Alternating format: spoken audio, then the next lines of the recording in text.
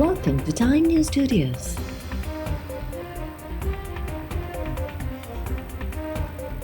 You are watching 11 a.m. Bulletin. अमरीकी परॾेही वज़ीर मार्को रूबियो जो वज़ीर आज़म शहबाज शरीफ़ सां टेलीफोनिक राब्तो ख़िते में इस्तेहकाम लाइ भारत सां गॾिजी कमु जारी रखण ते ज़ोर। शहबाज शरीफ़ अमरीकी परॾेही वज़ीर खे ख़िते जी सूरतहाल ऐं पाक भारत छिकताण खां आगाह कयो। पहलगाम वाक़े खां पोइ पाकिस्तान जे मौक़िफ़ खां बि आगाही। वज़ीर आज़म शहबाज शरीफ़ भारत जी अॻराई खे मायूस कंदड़ ऐं ॻणतीअ जोॻो करार ॾींदे चयो त भारतीय जारियत दहशतगर्दी ख़िलाफ़ु पाकिस्तान जी कोशिशुनि तां ध्यानु हटाइण जी कोशिशि आहे। पाकिस्तान हर क़िस्म जी दहशतगर्दीअ जी मज़म्मत करे थो। कश्मीर मसइले जो पुरअमन हल ॾखण एशिया में इस्तेहकाम यकीनी बणाइण जो वाहिद रस्तो आहे।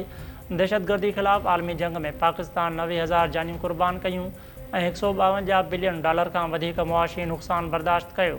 वज़ीर आज़म पारां अमरीकी सदर डोनाल्ड ट्रंप लाइ नेक ख़्वाहिशुनि जो इज़हार। गॾियल दिलचस्पीअ जे शोबनि में ट्रंप इंतज़ामिया सां गॾिजी कमु करण जी ख़्वाहिश जो इज़हार।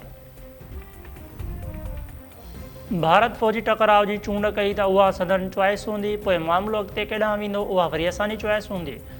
पाक फ़ौज हर मुआज़ ते कंहिं बि ख़तरे खे मुंहुं ॾियण लाइ तयारु आहे। असां जवाबी कार्रवाई जा समूरा उपाउ वठी छॾिया आहिनि। पाकिस्तान जे अवाम पंहिंजे ख़ुदि मुख़्तियारी ऐं सलामतीअ जो हर क़ीमत ते दिफ़ा कयो वेंदो।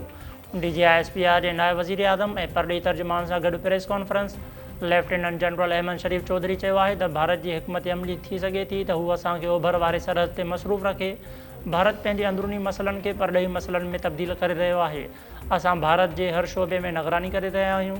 क़ौम मुतहद आहे। क़ौमी सलामती कमेटीअ जो पधरनामो बि अची चुको आहे। समूरनि पार्टियुनि जो अज़म आहे त कंहिं बि कार्रवाई जो भरपूर जवाबु ॾिनो वेंदो। भारत ॼाणे माणे ख़िते जूं हालतूं ख़राब करे रहियो आहे। भारत छिकताण वधाइण जो को बि क़दम खयूं त भरपूर जवाबु ॾिनो वेंदो।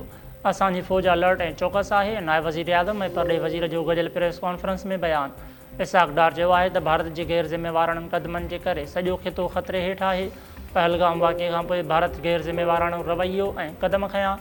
भारत खे ॿियनि ते आङुर खणण खां अॻु पंहिंजा अंदरूनी मसइला हल करणु घुरिजनि।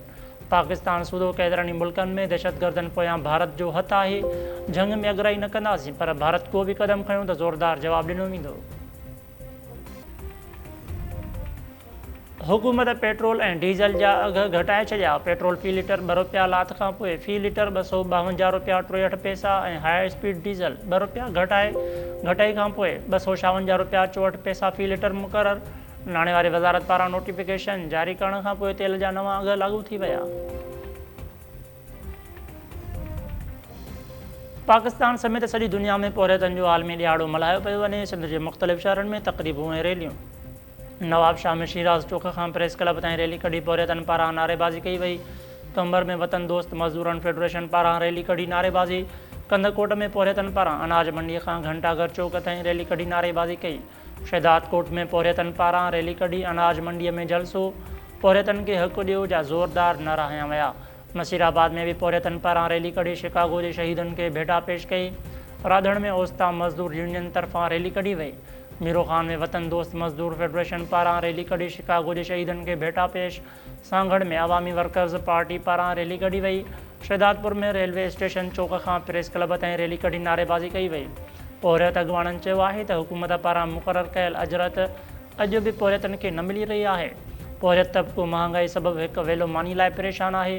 हुकूमत पारां मुक़ररु कयल अजरत समेत समूरा हक़ ॾियण जो मुतालबो।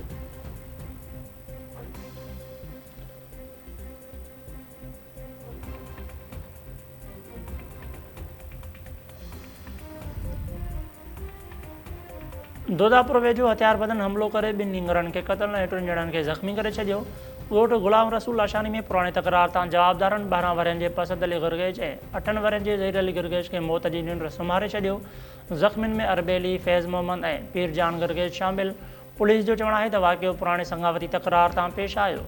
गुलजान जतोई जे धुर हमिलो करे 2 नींगरनि खे क़तल ऐं 3 ॼणनि खे ज़ख़्मी कयो।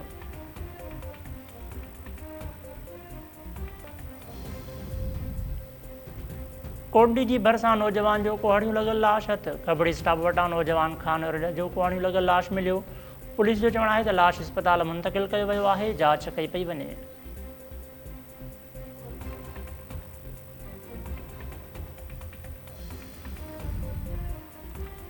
ऐं पनवाकिल भरिसां सखर मुल्तान मोटरवे ते मुसाफ़िर कोच ट्रॉलर सां टकराइजी वई। नींगरी ऐं औरत समेत 3 ॼणा फोत थी विया। 12 खां वधीक मुसाफ़िर ज़ख़्मी। लाश ऐं ज़ख़्मी अस्पताल मुंतक़िल। मुसाफ़िर कोच कराची खां पंजाब वञी रही हुई।